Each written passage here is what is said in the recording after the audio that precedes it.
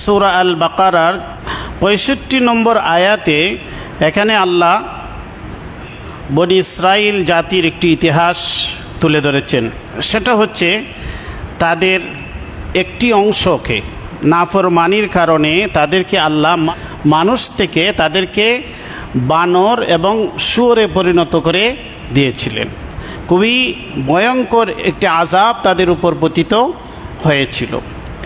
এই প্রসঙ্গে ৬৫ নম্বর আয়াতে রাসূল করিম সাল্লাল্লাহু আলাইহি ওয়াসাল্লামের সময়ে যেসব বনি ইসরাইল ছিল, ইহুদি ছিল, তাদেরকে সম্বোধন করে বলছেন, ওয়ালাকাদ আলিমতুমুল্লাযীনা আতাদাউ মিনকুম ফিস সাবতি, তোমরা তো অবশ্যই জানো তোমাদের মধ্যে থেকে যারা সীমালঙ্ঘন করেছিল, তোমাদের সেই পূর্বপুরুষ ওইসব লোকদের সম্পর্কে তো তোমরা অবশ্যই অবগত রয়েছ, যারা তোমাদের মধ্যে থেকে যে অংশটি ফিস সাবতি শনিবারের ব্যাপারে সীমালঙ্ঘন করেছিল।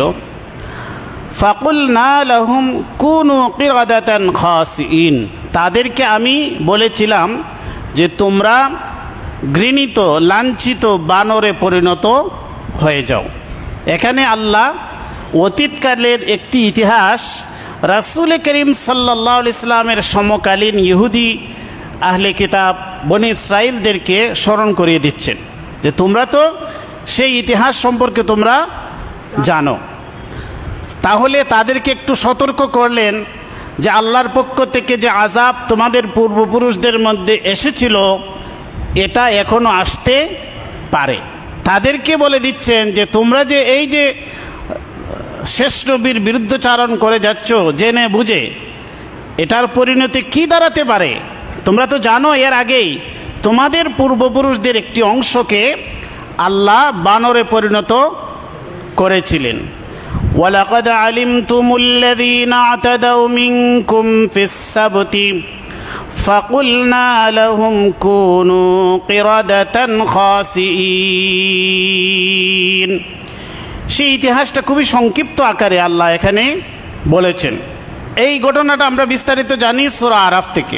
সূরা আরাফের ১৬৩ নম্বর আয়াতে আল্লাহ বলেন, ওয়াসআলহুম আনিল ক্বরিয়াতিল্লাতী কানাত হাযিরাতাল বাহর ইয ইয়াদুনা ফিস সাবত ইয তাতীহিম হিতানুহুম ইয়াওমা সাবতিহিম শুরআন ওয়া ইয়াওমা লা ইয়াসবিতুন। তাদের জন্য পরীক্ষাটা কিভাবে ছিল? এরা এমনিতে তারা ছিল নাফরমান জাতি, আবার তারা শনিবার দিনকে তারাই চেয়ে নিয়েছিল যে এই শনিবারটা আমরা ইবাদত বন্দেগী করব। যেরকমভাবে আমাদেরকে আল্লাহ শুক্রবার দিয়েছেন আল্লাহর পক্ষ থেকে নির্বাচন করে, কিন্তু ইহুদি জাতি তারা নিজেরা চেয়ে নিয়েছিল শনিবার। এটা তাদের জন্য পরীক্ষার কারণ হয়ে দাঁড়িয়েছে। তো তারা সমুদ্রের পারে বসবাস করত এবং তাদের প্রধান পেশা ছিল মাছ মারা। তো আল্লাহর পক্ষ থেকে উদ্দেশ্য হচ্ছে তাদেরকে পরীক্ষা করা। তো এই জাতির উপর কিভাবে আল্লাহর গজব আসলো? আল্লাহ বলেন, ওয়াসআলহুম আনিল ক্বরিয়াতিল্লাতী কানাত হাযিরাতাল বাহরি, যারা সমুদ্রের পারে বসবাস করত ওই বাসিন্দাদের সম্পর্কে আপনি তাদেরকে জিজ্ঞেস করুন। এরা তো জানে, ইহুদিরা এই সব কাহিনী জানে। ইয ইয়াদুনা ফিস সাবতি, তারা শনিবারের ব্যাপারে সীমালঙ্ঘন করেছিল। ইয তাতীহিম হিতানুহুম ইয়াওমা সাবতিহিম শুরআন ওয়া ইয়াওমা লা ইয়াসবিতুন। শনিবারে তাদেরকে মাছ ধরা আল্লাহ নিষেধ করে দিলেন। শনিবারে তোমরা মাছ ধরতে পারবা না, শনিবারে শুধু ইবাদতই করতে হবে। তো শনিবার তারার মাছ ধরার পেশাই হচ্ছে মাছ ধরা। তো আল্লাহর পক্ষ থেকে যখন মানুষের জন্য পরীক্ষা আসে তখন আল্লাহ ওই পরীক্ষার বস্তুটাকে তার সামনে এটাকে আরো বেশি লোভনীয় করে তুলেন। তো শনিবারে তাদের জন্য মাছ মারা নিষেধ, অথচ শনিবারে সবচেয়ে বেশি মাছ উপকূলে চলে আসে, বেশি আসে। সেই কথাটা আল্লাহ বলছেন, ইয তাতীহিম হিতানুহুম ইয়াওমা সাবতিহিম শুরআন, ব্যাপকভাবে মাছ বেশি আসে, একদম কাছাকাছি। কিন্তু মাছ ধরা যাদের নিশা, মাছ ধরা যাদের পেশা, এরা যদি এত কাছাকাছি মাছ পায় তাহলে তাদের কি কোনো হুঁশ থাকবে না। ওয়ায়াউমা লা ইয়াসবিতুনা লা তাতিহিম, আর যেদিন শনিবার নয়, যেদিন তারা শনিবার পালন করে না, সেদিন এইভাবে মাছ উপরে ভেসে আসে না। তাহলে পরীক্ষার বস্তুটা আরো কঠিন হয়ে দাঁড়াইল। কাযালিকা নাবলুহুম বিমা কানু ইয়াফসুকুন, আল্লাহ বলেন এইভাবেই আমি তাদেরকে পরীক্ষা করলাম, যেহেতু বিমা কানু ইয়াফসুকুন, তারা পাপিষ্ঠতার মধ্যে লিপ্ত ছিল। দেখুন, তাদের শনিবারে মাছ ধরা নিষেধ, কিন্তু ওই শনিবারে মাছগুলা সবচেয়ে বেশি তাদের কাছাকাছি চলে আসে, পানির উপর একদম ভেসে আসে, তো তারা লোভ সামালতে পারে না।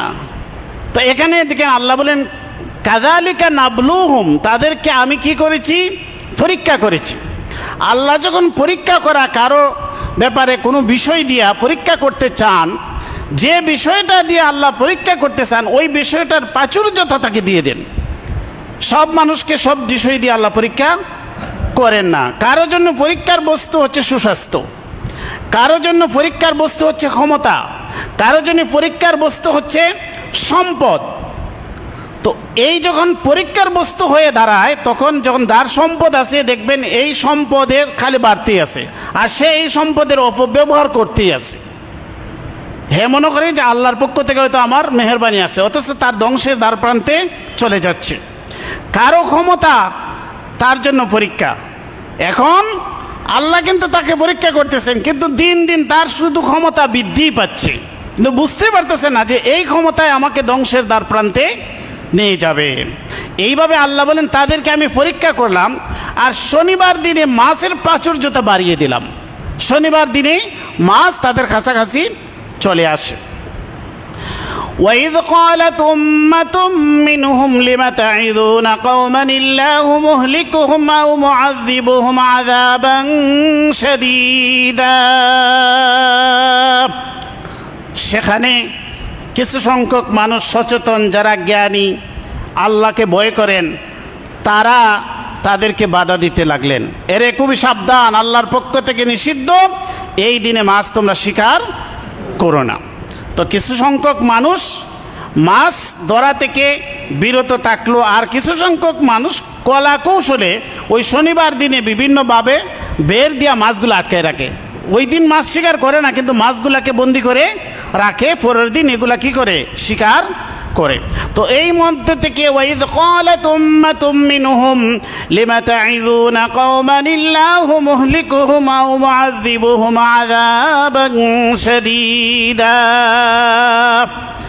যারা জ্ঞানী আল্লাহকে ভয় করেন তারা যখন নিষেধ করতে লাগলেন যে তোমরা এই কাজগুলা করবে না, এটা আল্লাহর নিষিদ্ধ জিনিস, হারাম জিনিস, তোমরা লিপ্ত হবে না, তখন কিছু মানুষ বললেন ওয়াইদ ক্বালাত উম্মাতুম মিনহুম লিমা তাইযুনা, কেন তাদেরকে ওয়াজ করতেছেন আপনারা, কেন তাদেরকে ওয়াজ করতেছেন, সতর্ক কেন করতেছেন? লিমা তাইযুনা কওমান ইল্লাহু মুহলিকুহুম আও মুআযযিবুহুম আযাবান শাদীদা, যাদেরকে আল্লাহ অচিরেই ধ্বংস করে দিবেন অথবা তাদের উপর খুব কঠিন শাস্তি এসে যাবে। যারা শাস্তির মুখোমুখি হবে অচিরেই, অথবা আল্লাহ তাদেরকে ধ্বংস করে দিবেন, তাদেরকে সতর্ক করা কি প্রয়োজন? কেন আপনারা ঝুঁকি নিয়ে তাদের শত্রু হচ্ছেন এবং তাদেরকে কেন আপনারা ওয়াজ করতেছেন? যে লিমা তাইযুনা, ওয়াজ করা, ওয়াজা ইয়াইজু, ওয়াজ করা, নসিহত করা, উপদেশ দেওয়া, পবিত্র কোরআনের পুরাটাই ওয়াজ। আল্লাহ আমাদেরকে কি করছেন? ওয়াজ করছেন। তো এই যে ওয়াজ, এটা কিন্তু সাধারণ জিনিস নয়। তো এই যে জ্ঞানী, যারা জ্ঞানী গুণী আল্লাহকে ভয় করেন, তারা তাদেরকে কি করতেছেন? ওয়াজ করতেছেন, সাবধান, তোমরা এটা করবে না। তখন কিছু মানুষ বললেন যে কি দরকার, কি দরকার, তারা তাদের কাজ করুক, আপনারা বিরত থাকেন, এদেরকে আর সতর্ক করার কোনো প্রয়োজন নাই। তাহলে তারা কি জবাব দিলেন? ক্বালু মাযিরাতান ইলা রাব্বিকুম ওয়া লাআল্লাহুম ইয়াত্তাকুন। দুটি উদ্দেশ্য, ওয়াজ করার উদ্দেশ্য কয়টি? দুইটি। কেন তাদেরকে আমরা বোঝাচ্ছি যে তোমরা অন্যায় কাজে যেও না, তোমরা হারাম কাজে লিপ্ত হইও না? উদ্দেশ্য হচ্ছে ক্বালু, তারা বলল, মাযিরাতান ইলা রাব্বিকুম, তোমাদের রবের কাছে, অর্থাৎ আমরা যেন আমাদের রবের কাছে এ ব্যাপারে আমরা যেন দায় মুক্তি লাভ করতে পারি। আল্লাহ যখন বলবেন যে তোমাদের চোখের সামনে মানুষ নাফরমানি করলো, তোমরা কেন সতর্ক করলে না, তখন যেন মাযিরাতান ইলা রাব্বিকুম, ওই যারা বাধা দিচ্ছে যে কেন ওয়াজ করো, তখন তাদেরকে বললেন যে তোমাদের রবের কাছে যেন আমরা কি করতে পারি, আমরা যেন উজর খাহি করতে পারি যে আল্লাহ আমরা তো তাদেরকে সতর্ক করেছিলাম, আমাদের জন্য দায় থাকে না, দায় মুক্তির জন্য আমরা ওয়াজ করি। আর দ্বিতীয় উদ্দেশ্য হচ্ছে ওয়ালাআল্লাহুম ইয়াত্তাকুন, হয়তো তারা তাকওয়া অবলম্বন করবে, হয়তো এই ওয়াজে কেউ কোনো না কোনো একজনের কি হয়ে যেতে পারে, আল্লাহর ভয়ে সে নাফরমানি থেকে বেঁচে থাকতে পারে। فلما نسوا ما ذكروا به أنجينا الذين ينهون عن السوء وأخذنا الذين ظلموا بعذاب بئيس بما كانوا يفسقون। এর পরিণতি কি দাঁড়ালো? আল্লাহ বলেন ফালাম্মা নাসু মা যুক্কিরু বিহি, তাদেরকে যে বিষয় কি করা হয়েছিল, নসিহত করা হয়েছিল, তাদেরকে কি করা হচ্ছিল, উপদেশ দেওয়া হয়েছিল, তারা এটা ভুলে গেছে। তাদেরকে যে সতর্ক করা হয়েছে সেই সতর্ক বার্তা তারা ভুলে গেছে, মানে এটাকে তারা উপেক্ষা করেছে, এটাকে তারা গুরুত্বই দেয় নাই। ফালাম্মা নাসু মা যুক্কিরু বিহি আনজাইনা আল্লাযীনা ইয়ানহাউনা আনিস সূ, আল্লাহ বলেন আমি মুক্ত করলাম, আযাব থেকে মুক্ত করলাম কাদেরকে, আল্লাযীনা ইয়ানহাউনা আনিস সূ, যারা অন্যায় অপকর্ম থেকে মানুষকে বাধা দিয়েছিল, তাদেরকে আমি কি করলাম, মুক্ত করলাম। আমার আযাব থেকে রক্ষা করলাম কাদেরকে, যারা বাধা দিয়েছিল, যারা প্রতিবাদ করেছিল। ওয়া আখাযনা আল্লাযীনা যালামু বিআযাবিন বাঈসিম বিমা কানু ইয়াফসুকুন, আর আমি পাকড়াও করলাম, গ্রেফতার করলাম, আমার আযাব দ্বারা তাদেরকে আমি নিউচ্ছিত করলাম। ওয়া আখাযনা আল্লাযীনা যালামু, যারা জুলুম করেছে, অন্যায় অপকর্ম করেছে, তাদেরকে আমি ধরলাম বিআযাবিন বাঈসিম, খুবই কঠিন শাস্তির মাধ্যমে, কঠিন শাস্তি দিয়ে তাদেরকে আমি পাকড়াও করলাম। বিমা কানু ইয়াফসুকুন, যেহেতু তারা পাপিষ্ঠতার মধ্যে লিপ্ত ছিল। কি পাপিষ্ঠতা? ফালাম্মা আতাউ আম্মা নুহু আনহু, তাদেরকে যে বিষয়ে নিষেধ করা হয়েছিল সে বিষয়ে যখন তারা সীমালঙ্ঘন করলো। কি বিষয় নিষেধ করা হয়েছিল? যে শনিবারে মাছ ধরা যাবে না, তখন তাদের শাস্তি আসলো। ফাকুলনা লাহুম কুনু কিরাদাতান খাসিন, ওই আগের আয়াত যে পড়ছিলাম বাকারার, এই আয়াতের ব্যাখ্যা হচ্ছে সূরা আরাফের মধ্যে।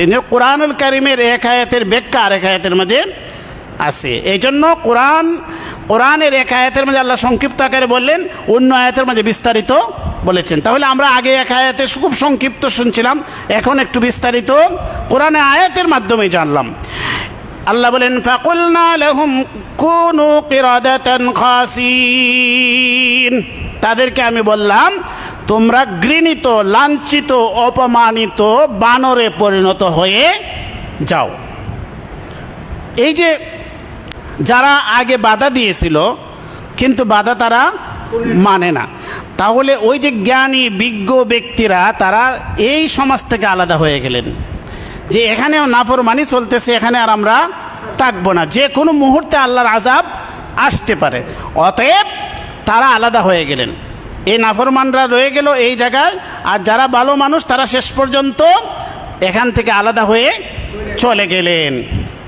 হঠাৎ করে সকালবেলা দেখা যাচ্ছে ওই অঞ্চলে কোনো কোলাহল নাই, কোনো আওয়াজ শোনা যাচ্ছে না, মানুষের কোনো কথাবার্তা শোনা যাচ্ছে না, খুব নীরব নিস্তব্ধতা উপলব্ধি করলেন। ওই বিজ্ঞ ব্যক্তিরা সামনে গিয়ে আসলেন, এসে দেখলেন ওই নাফরমানগুলি সবগুলি বানর এবং শুয়োরে পরিণত হয়ে গেছে।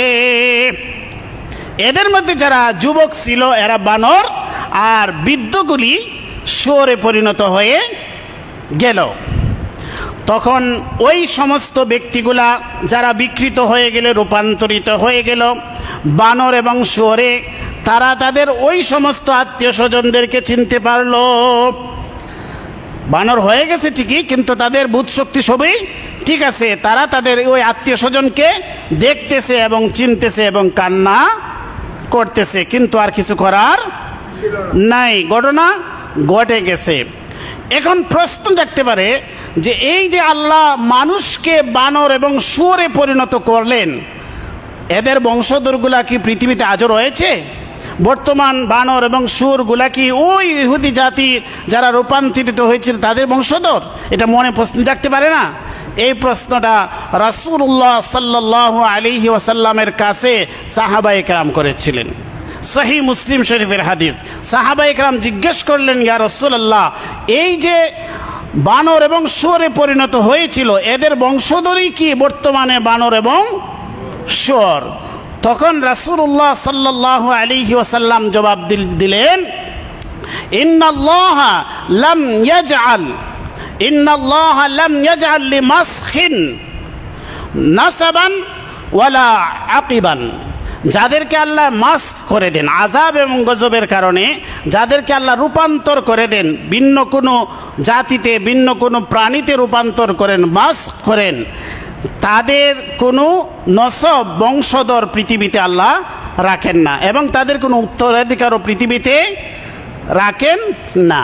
ওয়াকাদ কানাতিল কিরাদাতু ওয়াল খানাজিরু ক্বাবলা যালিকা। রাসূল বলেন, এর আগেও এই শুয়োর এবং বানরগুলা এদের আগেও ছিল, পরেও থাকবে, কিন্তু এদেরকে আল্লাহর পৃথিবীতে রাখেন নাই। বড়জোর তিন দিন অথবা এইরকম অল্প সময় তারা এরকম পৃথিবীতে বেঁচে ছিল এই রূপান্তরিত অবস্থা। এরপরে আল্লাহ তাদেরকে মওত দান করেন, এরা মারা যায়। এই হচ্ছে এখানে কাহিনী শেষ।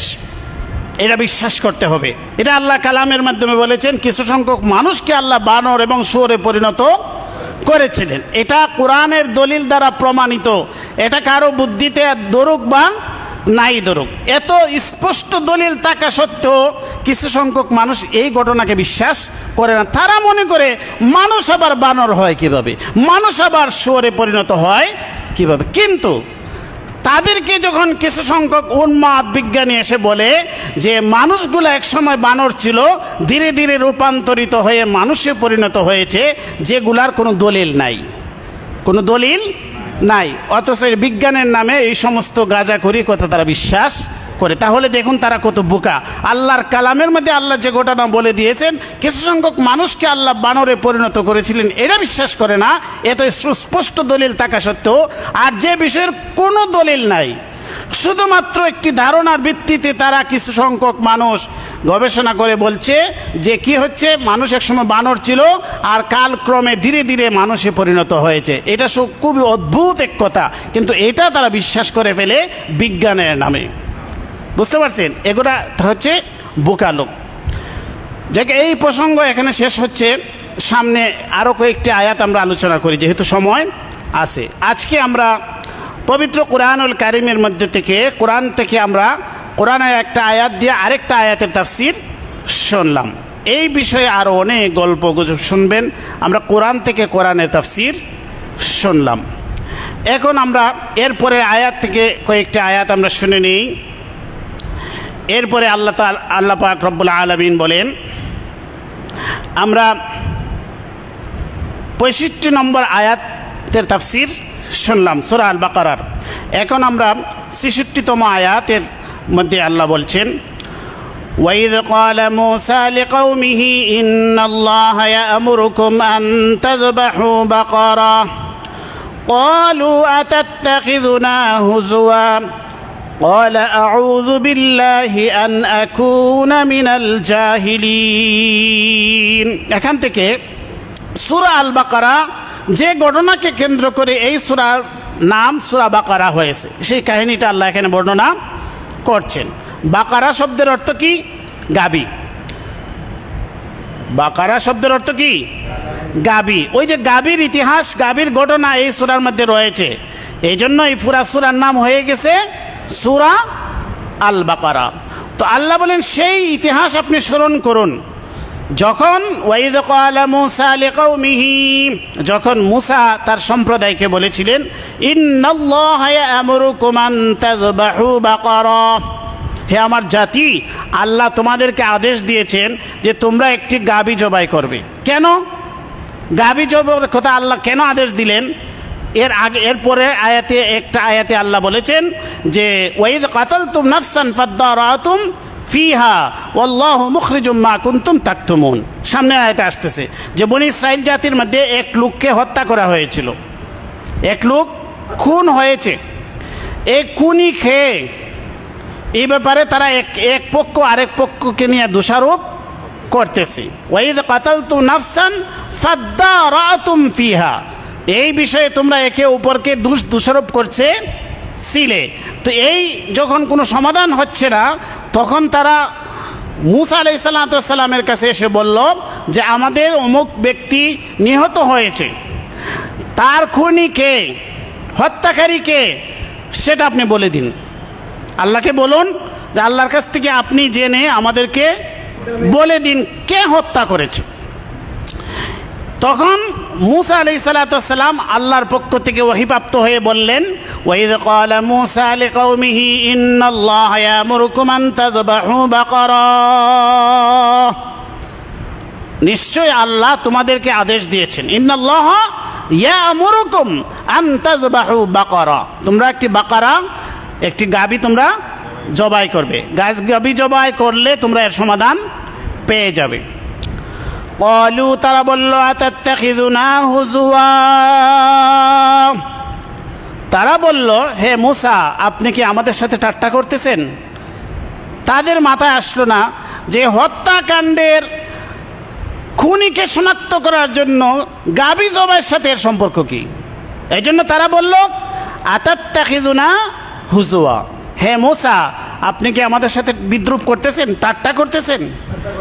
قال أعوذ بالله أن أكون من الجاهلين, মূসা আলাইহিস সালাম বললেন আমি আল্লাহর কাছে পানা চাই, আউযু বিল্লাহি আন আকুনা মিনাল জাহিলিন, জাহিলদের অন্তর্ভুক্ত হওয়া থেকে আমি আল্লাহর কাছে পানা চাই। কারণ মিথ্যা কথা বলে মানুষকে হাসানো, বিদ্রুপ করা, ঠাট্টা বস্তু চলে, মানুষকে মিথ্যা কথা বলা, এগুলো হচ্ছে জাহিলদের কাজ, মূর্খদের কাজ। নবীদের কাছ থেকে এই ধরনের কোনো ঘটনা ঘটতে পারে না।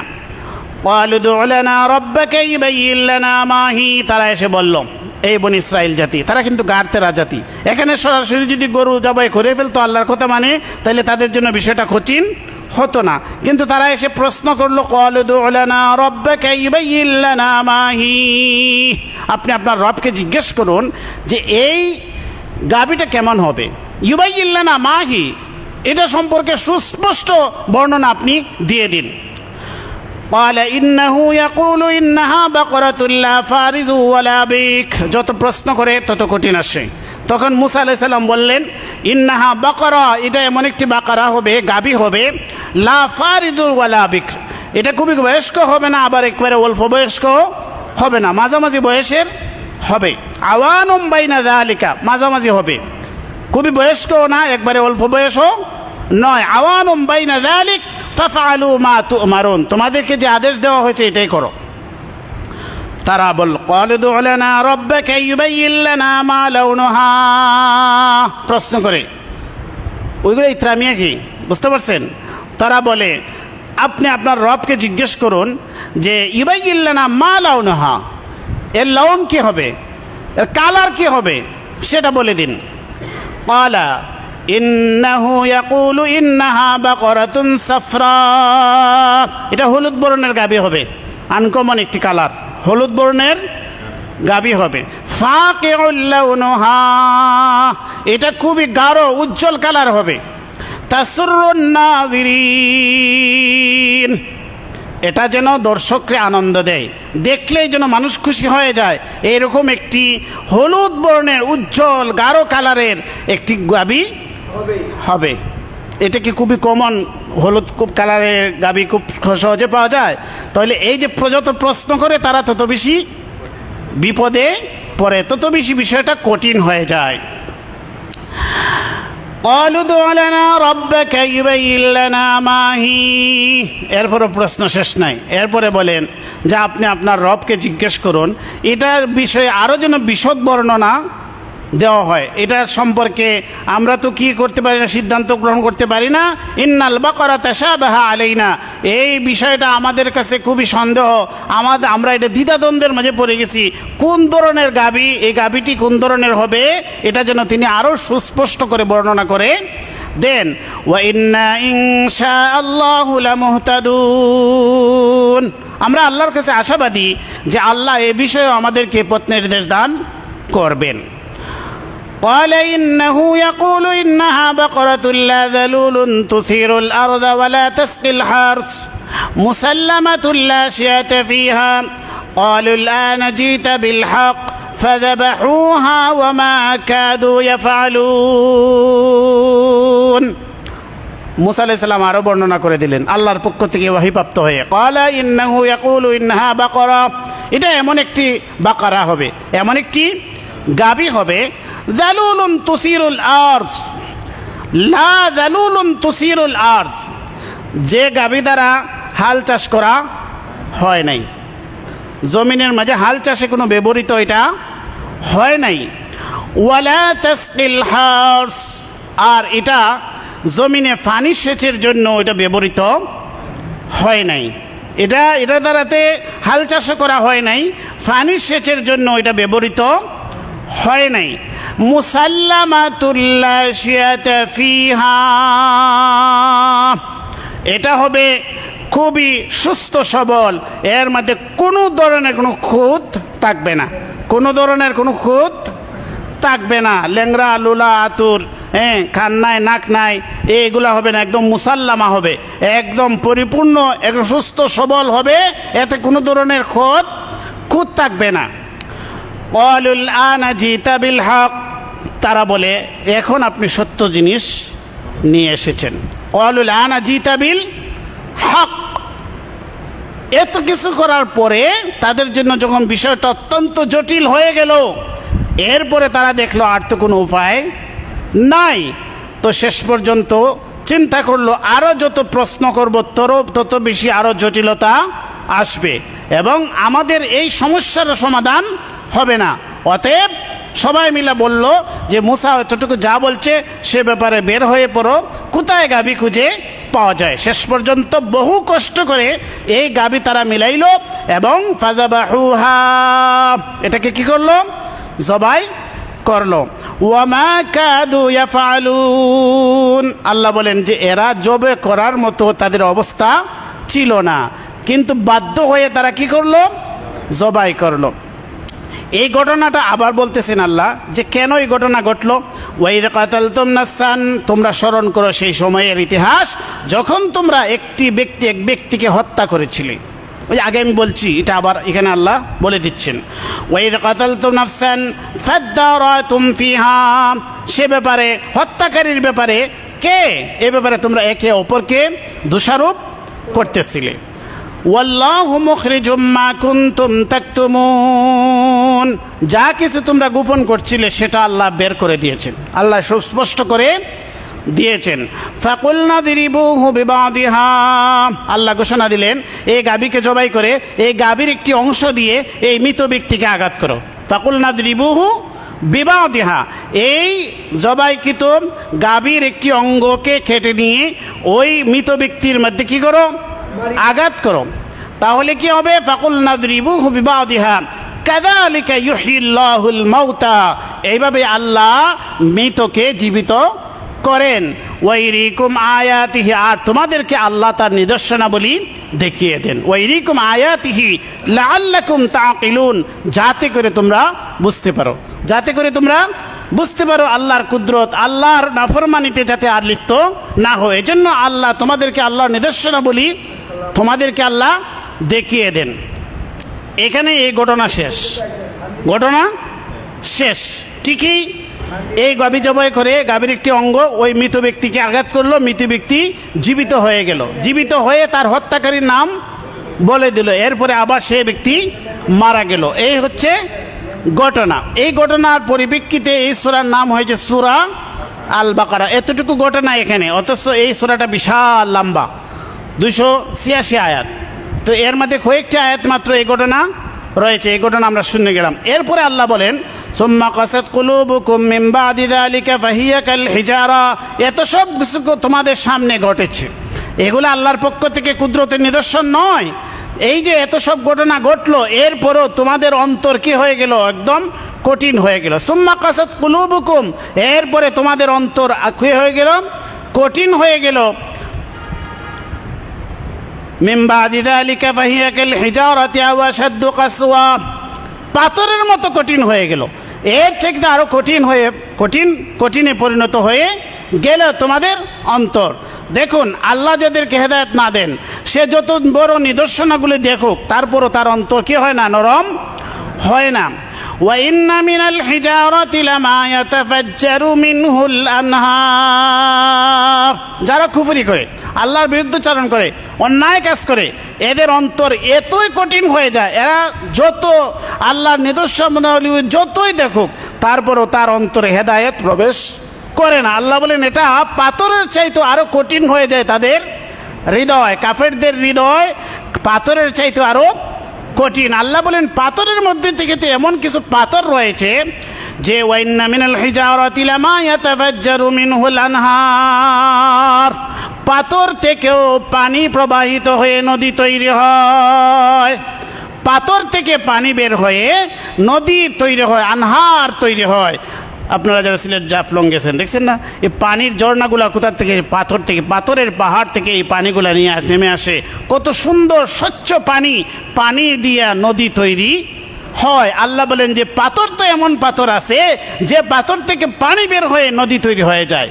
ওয়াইন্না মিনাল হিজারাতি লামা ইয়াতাফাজ্জারু মিনহুল আনহার ওয়া ইন্না মিনহা লামা ইয়াশাক্কাকু ফায়াখরুজু মিনহুল মা, আর পাথর তো এমন কিছু পাথর আছে যে পাথরগুলা যখন ভাঙ্গা হয়, ইয়াশাক্কাকু ফায়াখরুজু মিনহুল মা, পাথর পেটে যায় আর পাথর থেকে পানি প্রবাহিত হয়, পাথরের ভিতর থেকে পানি প্রবাহিত হয়। পাথরও এই যে কাফিরদের হৃদয় থেকে পাথর, যে পাথরের চাইতে যে তাদের অন্তর আরো কঠিন, সেটা আল্লাহ বোঝাচ্ছেন। ওয়াইন্না মিনহা লামা ইয়াহবিতু মিন খাশিয়াতিল্লাহ, আর পাথরের মধ্যে থেকে এমন কিছু পাথর আছে যেগুলো আল্লাহর ভয়ে পাহাড়ের উঁচু চূড়া থেকে গড়িয়ে গড়িয়ে নিচের দিকে পড়তে থাকে। এই পাথরগুলা পড়ে আল্লাহর ভয়ে, এই পাথরও আল্লাহর ভয় তাদের অন্তরে, পাথরের মাঝে আল্লাহর ভয় রয়েছে। ওয়াইন্না মিনহা লামা ইয়াহবিতু মিন খাশিয়াতিল্লাহ ওয়া মাল্লাহু বিগাফিলিন আম্মা তা'মালুন, আর গাফিলদের ব্যাপারে যারা উদাসীন, তারা কি কাজকর্ম করে, এদের আমল সম্পর্কে, তাদের কার্যক্রম সম্পর্কে আল্লাহ অনবগত নন। ওয়াল্লাহু বিগাফিলিন আম্মা তা'মালুন, তোমরা যা কিছু করো এই বিষয়ে আল্লাহ উদাসীন নন, আল্লাহ গাফিল নন, আল্লাহ ভালো করেই জানেন। তাহলে এই আয়াত পর্যন্ত আমরা আজকে আলোচনা করলাম। এই 74 নম্বর আয়াত পর্যন্ত আমরা আলোচনা করলাম। আগামীকাল থেকে, আগামী সপ্তাহে আমরা 75 নম্বর আয়াত থেকে তাফসীর আলোচনা করব। আমরা যতটুকু আলোচনা করলাম, আল্লাহ পাক রব্বুল আলামিন যেন আমাদেরকে আমলের তৌফিক দান করেন। ওয়া আখিরু দাওয়ানা আলহামদুলিল্লাহি রব্বিল আলামিন।